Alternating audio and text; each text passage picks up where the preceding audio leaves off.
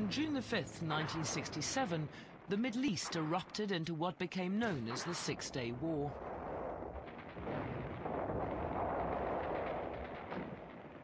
Ordered to within earshot of the battle zone was the USS Liberty, a signals intelligence collection ship.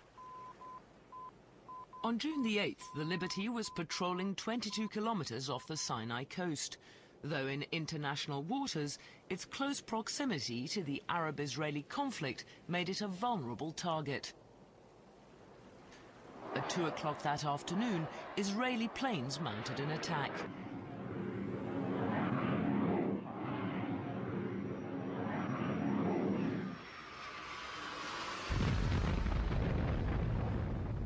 As the Liberty was engulfed by fire, Israeli torpedo boats joined the attack.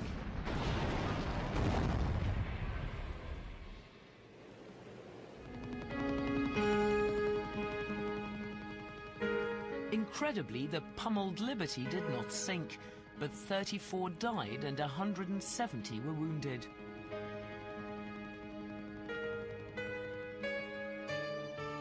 The next day, as the crippled vessel limped towards Malta, Israel offered apologies.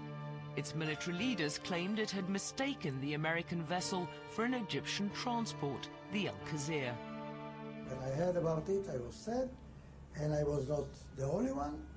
There was no cause, there was a mistake, and it's a pity that, good people are being killed by a mistake. Some historical analysis has suggested otherwise.